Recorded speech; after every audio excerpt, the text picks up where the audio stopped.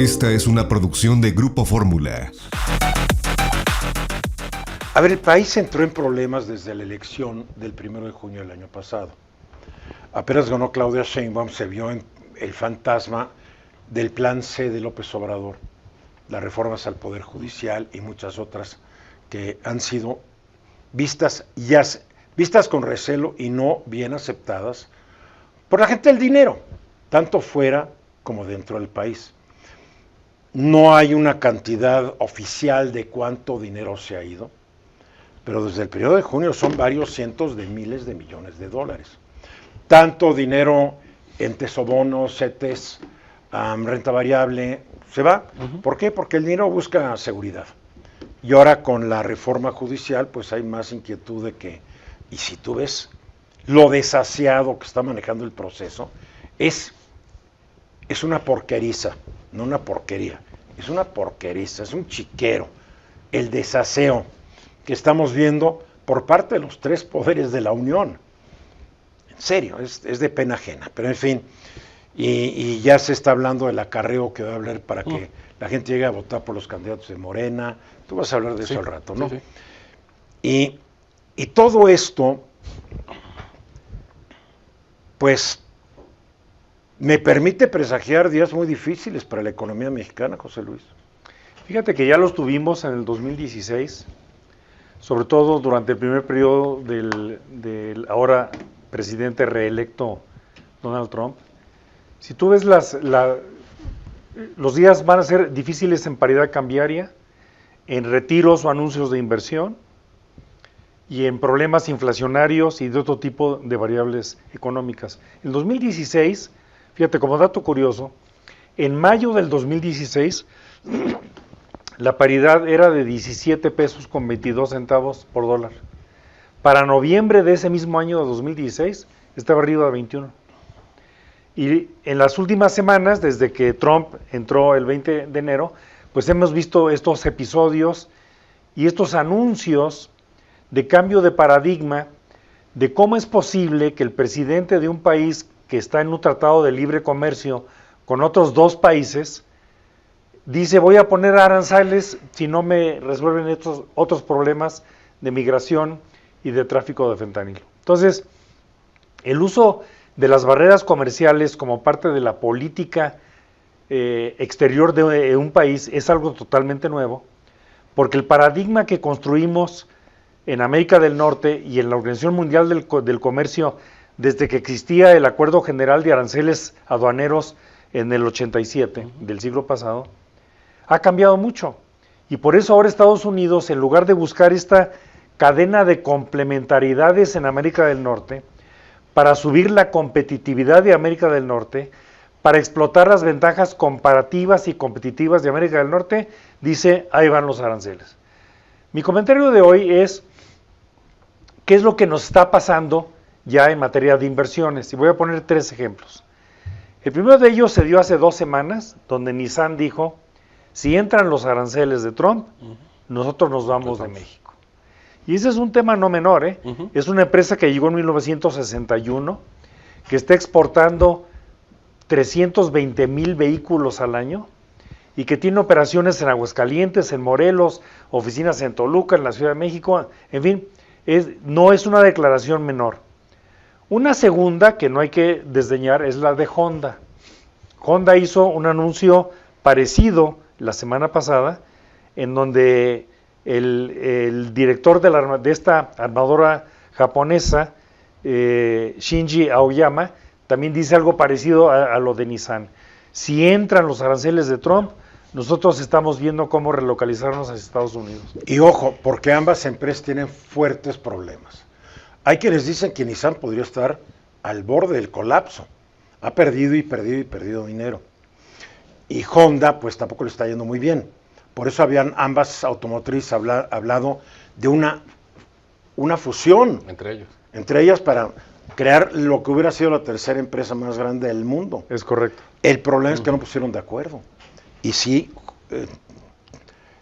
se anunció la intención y no cuajó. Nissan tiene muchos problemas desde que este brasileño, Carlos Ghosn, pues se tuvo que pelar en una maleta de Japón, porque lo pescaron haciendo 20,000 fraudes, ahora vive en Líbano, y eso hizo que toda la alianza que tenía con Renault se deshiciera, y está enfrentando serios problemas. Entonces, obviamente, los de Nissan dicen, no, de estar en México y no poder vender, nos vamos a Estados Unidos, y Honda dice lo mismo.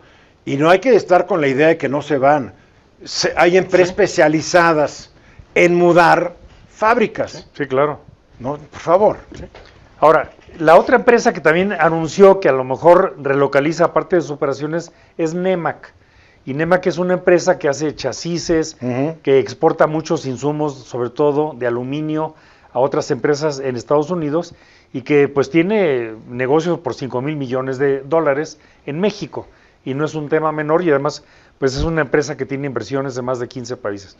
Bueno, estos anuncios, antes de que llegue el 4 de marzo, que es la fecha que anunció Trump para los aranceles, hay que recordar que se suman ahora anuncios de aranceles al aluminio y al acero, que serían por encima de este 25%. O sea que el aluminio y el acero 50. serían del 50%. ¿Qué es lo que yo creo?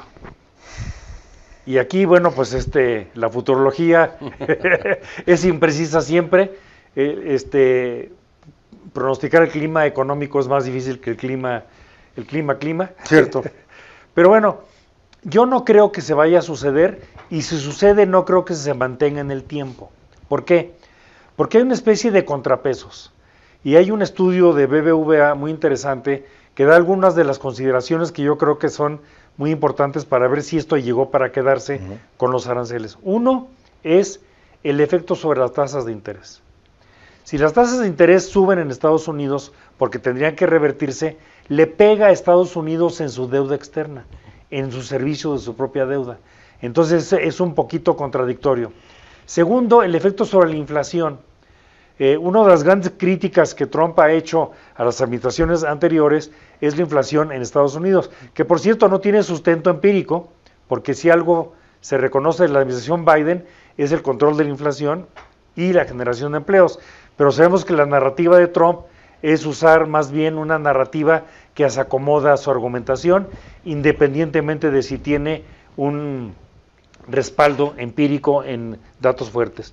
Un tercero es el efecto que tendría sobre las propias inversiones. Está claro que la relocalización de México a Estados Unidos o de Canadá a Estados Unidos hará a Estados Unidos per se menos competitivo. Entonces, en el mediano y largo plazos, eso implicaría exportaciones menos competitivas de Estados Unidos. Pero tú lo estás viendo con ojos de una era que se está acabando. A Estados Unidos ya no le importa ser competitivo, lo que a Trump le importa es regresar a estas fábricas para dar empleos bien pagados dentro del sector manufacturero que se murió. El Tratado de Libre Comercio y otros asuntos de haber mandado empresas a China, a Vietnam, a México, es que lo que era la potencia manufacturera de Estados Unidos se fue para abajo. Se perdieron millones de empleos manufactureros. Sí. Y parte de la promesa de Trump es decir, yo voy a regresar estos empleos, porque ni modo que todo el mundo quiera estar dándole vuelta a la hamburguesa en un restaurante de comida rápida, ¿no? Entonces, sí, pero yo pongo sobre la mesa la siguiente reflexión. Sí, lo veo, está arriba. Hoy Estados Unidos está prácticamente... ¿Tú también? ¿El qué? Arriba de la mesa, ¿ya lo viste? Sí. Hoy Estados Unidos está prácticamente en pleno empleo. Entonces, los empleos que dinámicamente perdió Estados Unidos en algunas manufacturas se han ido al sector servicios. Mal pagados. Está la bronca. Pero ahí están los temas de... Sí, hay diferencia. A ver, de pero los dot-coms. Sí, pero el sector servicios son restaurantes, todo esto da también... No, yo me refiero a la consultoría de servicios financieros, sí, pero eso a la consultoría de software. Pero esa consultoría si traes un título universitario y vienes bien preparado, lo cual no es el caso de la mayoría. Todavía es un nicho elitista eso. Sí, es que es elitista. Pero la mayoría de la gente está demostrado, no va a la universidad, y el sector servicios son fast food, todos estos asuntos mal y ahora pagados. con las deportaciones, pues más presión va a haber sobre ese tipo de salarios. Y entonces tal vez mucha gente local empieza a agarrarlo y suban los salarios. Sí, pero Digo, lo que hace sentido es tener... A ver, hay que recordar que la lógica era que la Organización Mundial de Comercio haría un mundo más competitivo No lo para hizo. todos. No se le dejó hacerlo hasta ahora. a ver, Pero las enseñanzas de la Gran Depresión de los 30 del siglo pasado son clarísimas. Las barreras... pero este no es el mundo de 1930, ¿eh? También ha cambiado un poco. No, Y Trump no seguía por la teoría. pero ha cambiado para mayor no interdependencia. seguía por eso. Ha cambiado para mayor interdependencia, no menor. Mira, Trump va a ser y va a dictar las reglas del juego, nos guste o no. Pero el boomerang se le va a revertir. Eventualmente. Oye, ¿y eso a mí de qué me sirve Consuelo? Se le No, revierte. que es un boomerang que se y lo- revierte muy rápido. Él puede poner aranceles. Él nomás va a estar 4 pero no años. se van a sostener. A él no le importa la reelección. Él está para 4 años quedar como un héroe. Él Pues no sí. piensa a largo plazo. Pero pues a la hora que empiece a haber desempleo porque el precio no es competitivo para exportar, van a vender los mismos coches que hacen en México en Estados Unidos. Más En fin, caros. regresa. Esta fue una producción de Grupo Fórmula. Encuentra más contenido como este en radioformula.mx.